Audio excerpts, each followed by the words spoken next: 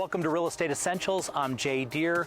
We live in a desert, and no matter what we do, every few years we go through a drought, and there's always a push for conserving water, and the first thing that happens, our landscapes suffer. And there's nothing worse than going to sell your house with a dead lawn. And so I've asked Zach with Huskiez Landscaping to come on and give us some pointers on how we can take advantage of Utah's desert climate.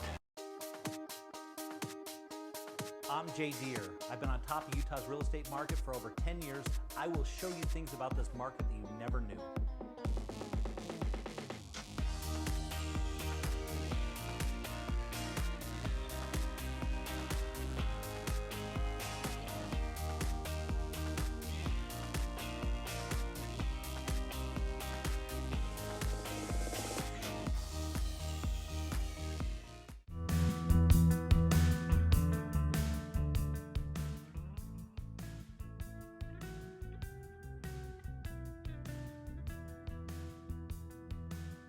We're here at the Utah Conservation Garden Park in West Jordan, here with Cynthia B.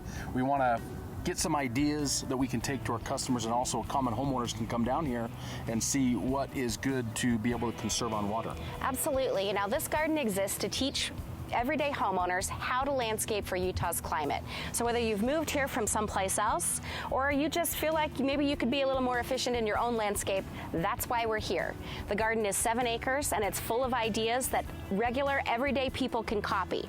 So we don't try to be so fancy here that you couldn't do it yourself. We are the DIY garden. That term, xeriscape, we want to get rid of, correct? We're kind of moving away from xeriscape because, you know, you filter that through Utonics and it becomes zeroscape, which is the wrong way to say it. Zero means dry, but really we're not after a dry or barren landscape here. And the main thing we want to indicate is this, it's lush. Like if you look around the garden, one of the top questions we get from people is they say, this is beautiful.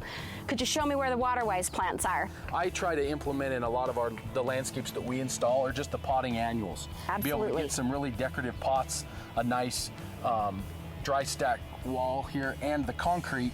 All of this is water wise because it's not a high consuming grass that would be carpet to carpet. That's right. You can still utilize this space. You can entertain out here, you can have a barbecue, you can enjoy the beauty of the landscape. Absolutely. You know, when we think of our homes, we tend to think of just the physical building, but truly our home is that entire piece of property.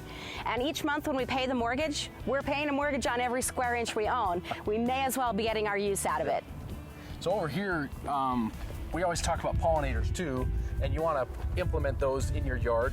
Pollinators are the ones that bring bees, right? Absolutely. So there's lots of different plants, so we showcase a lot of those here, but all of us can do our part to help create that urban wildlife and that urban environment. 2 out of every 3 items on your dinner table are dependent on pollinators. Correct. So that's bees, that's butterflies, it's all of those things. And this garden, we like to show you how to get those into your yard. How many different types of plants and trees do you have here? We have over 900 different plants and trees and shrubs and things, so there are plenty of things for people to choose from.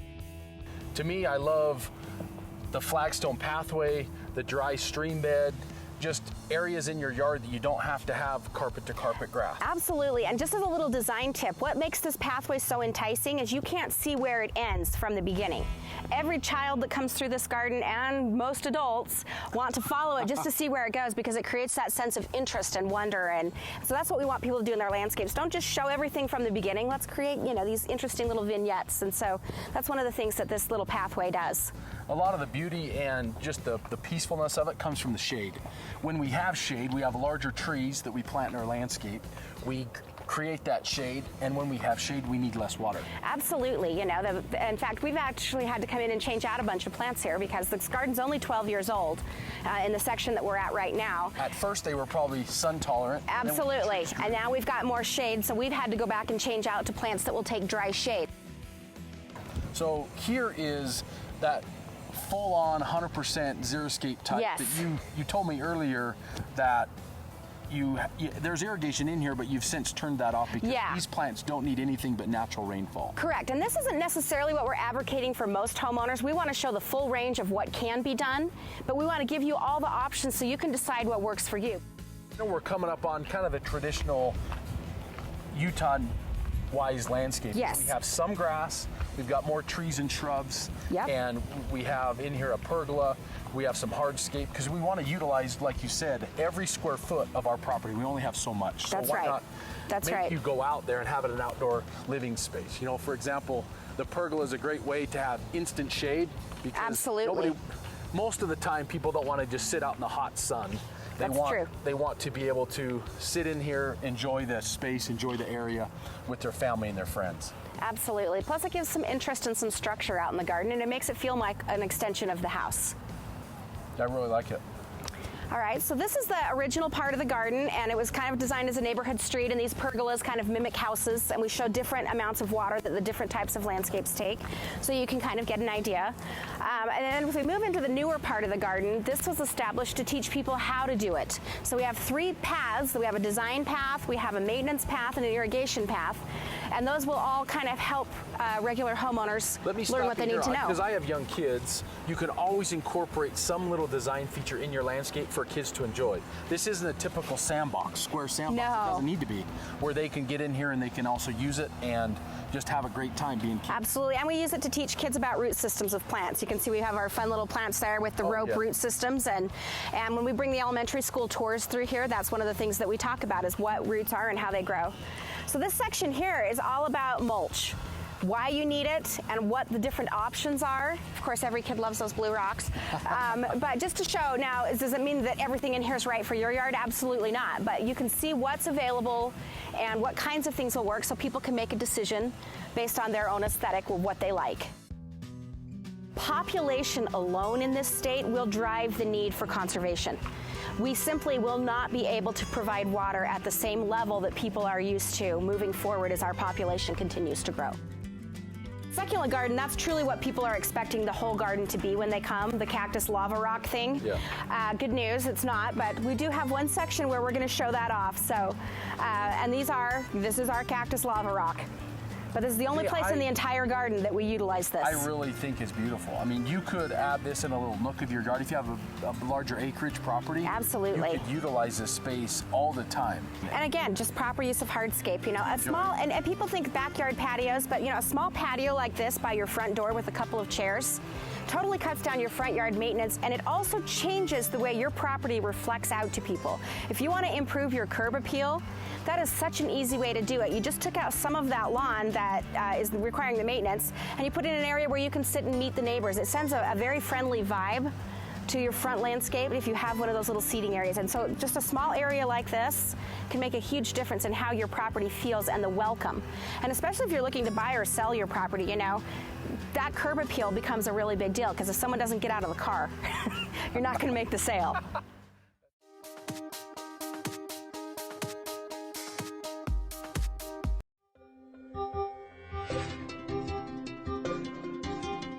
It's hard and no one likes to do it. It should be an adventure, and we here at Wasatch Moving Company make it one. We are that extra bit of help that everyone needs. Let us take the stress out of moving for you with our excellent and careful staff and our flat rate affordable pricing. Call Wasatch Moving Company today, the official movers of Real Estate Essentials with Jay Deher on ABC. It used to be that credit was used primarily to assess risk, and lower credit scores paid higher rates and with less favorable terms. These days, credit is used in a myriad of ways. Consider employment. Some employers consider low scores to mean less discipline and potential future disloyalty. That's why credit education is more important today than ever before.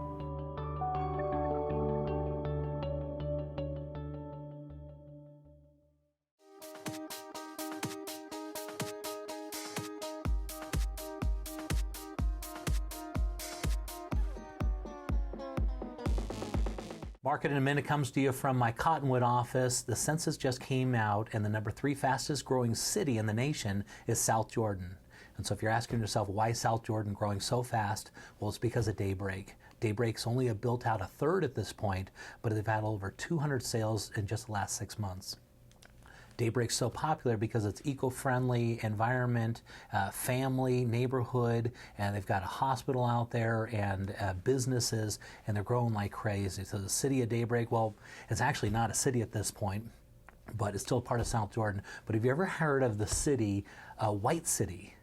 White City is actually in the middle of Sandy, and not too long ago there was a developer that developed a subdivision there, and they actually created their own city right in the middle of Sandy. It's called White City. If you've never heard of it, and so not to start rumors, but the question is, does Daybreak ever become a city? I don't know. Maybe in time. And there's your market in a minute.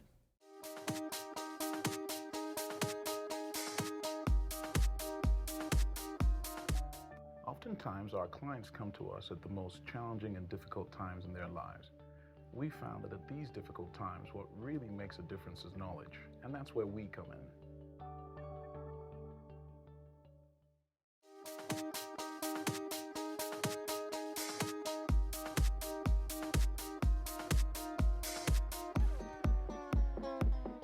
In my line of work, I get a lot of questions about houses and maintaining them and stuff, and I got this email from Amy in West Jordan. She says, I'm trying to sell my house, but I'm afraid my bad water stains in my shower are going to turn people away. And this is a great question. I get it all the time, and the people I always talk to whenever I want to talk about house cleaning are the people over at Local Gals Housekeeping. Let's go see what they have to say. So what I do is first I start off with some really great products. And the product that I use is called Foamy Q&A, and it's an anti-germicidal and a disinfectant. So what I do when I get into the shower, so first you want to start with rinsing down the shower to get any hair or lint removed and rinsed down. The first thing I do is rinse down the shower just to get all the hair and lint down. And then I use the Foamy Q&A disinfectant. And I start at the very top of the shower wall, and always be careful to get that ledge. Be sure that you get that ledge at the top of the shower. That's where a lot of dust collects, so you always want to get that area. Start at the top and work your way down. Make sure that the whole surface of the shower wall is foamy and white. And then also go ahead and just keep on scrubbing and get the floor and all the areas of the inside of the shower white.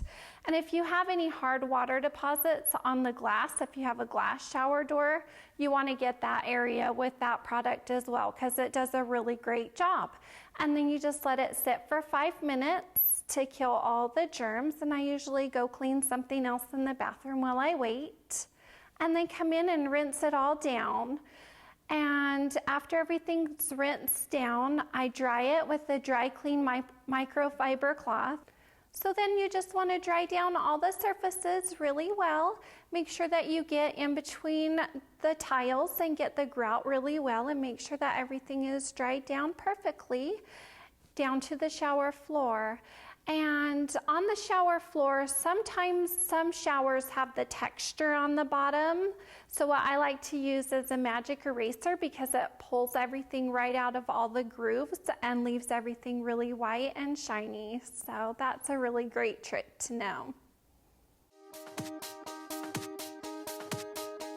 Every month when Susan gets her power bill, she gets a shock because the power bills continue to steadily rise month after month. Susan is a mom, a wife, and a smart woman. She found Solar Tech Solutions. Susan made an environmental and economical decision. She installed a solar power system that saves her thousands every year. If you can afford ever-increasing power bills, you can certainly afford your solar power system. Get your free energy consultation today and switch to Solar Tech with nothing out of pocket.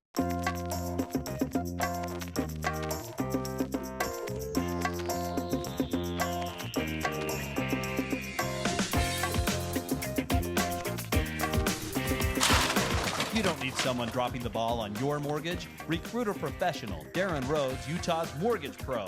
He's got the skills, speed, and experience to win the best financing for your home. So draft Darren today at utahmortgagepro.com.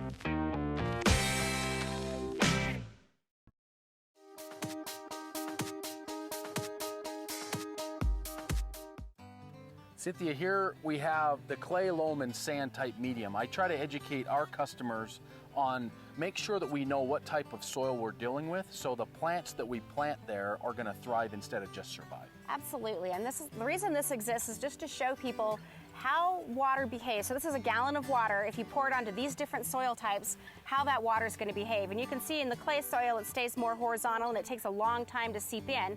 Whereas with that sandy soil, it goes down and seeps through really quickly.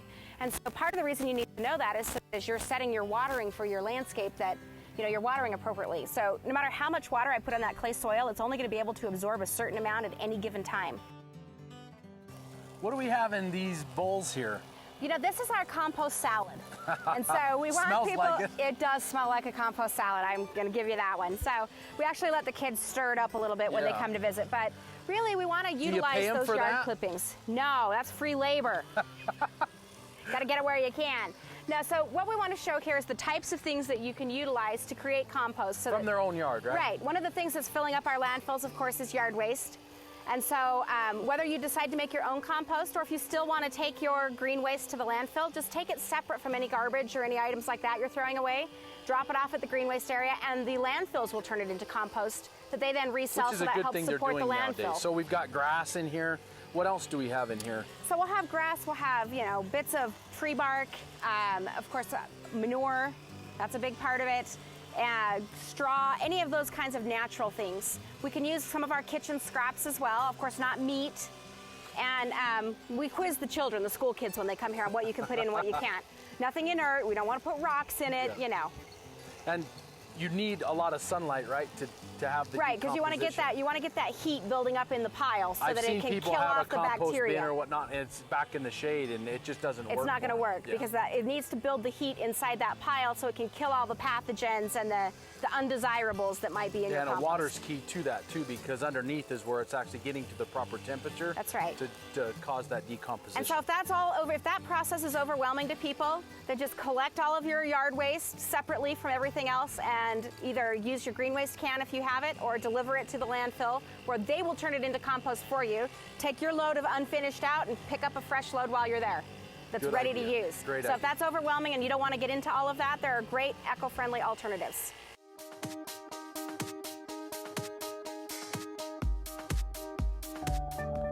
Our clients often come to us at some of the more difficult and challenging moments in their lives.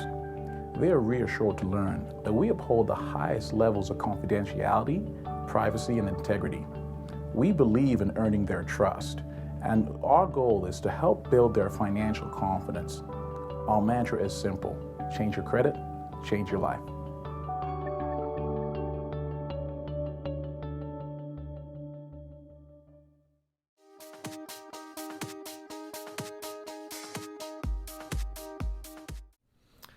So as part of the Salt Lake Parade of Homes, we've got Jason with Homes. And Jason, tell me a little bit about your home here. Yeah, so this was a house that we did in our lake village in Daybreak. And the idea was a kind of a coastal design to represent kind of the lake feel that you have when delivering in Daybreak. So the idea from the exterior is outdoor living space, big patio so that you can enjoy the view and enjoy the outdoors. So.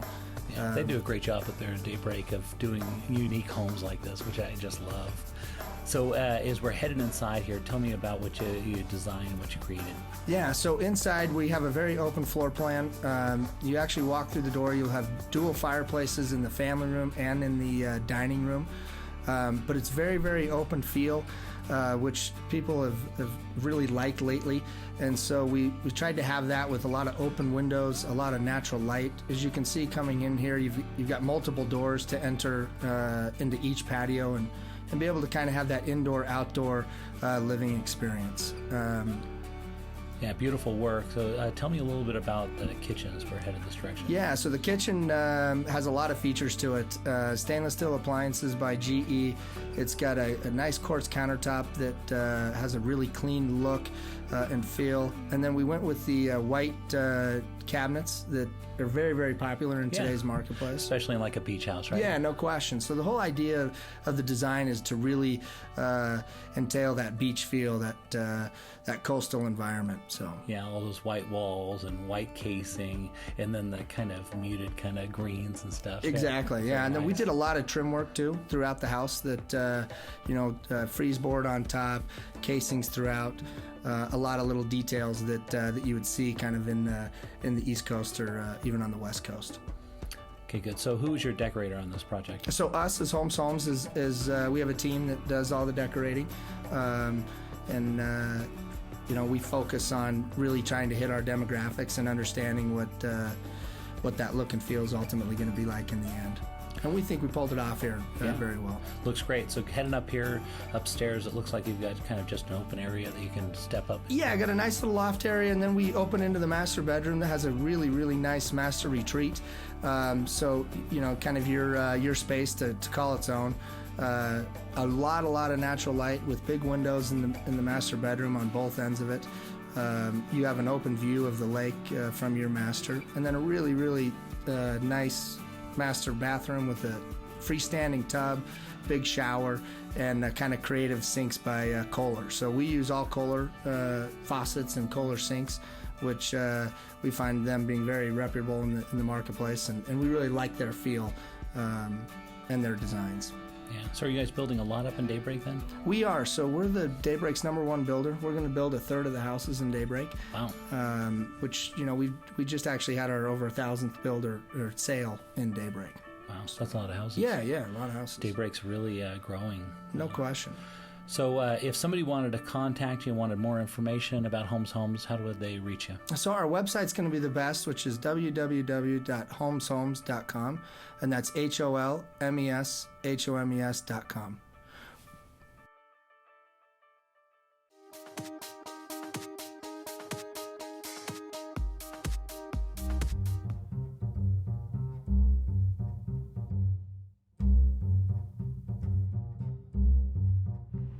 Problems again?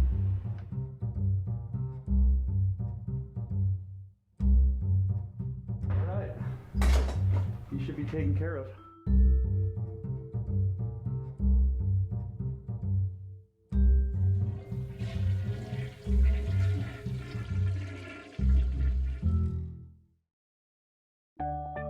These days, I see so many families work more hours at more jobs or cut out comforts and necessities, all in attempts to improve their lives. I've always quipped that a redirection of resources from high, subprime, and predatory rates can yield the same, if not better, life-changing results. That's where we come in.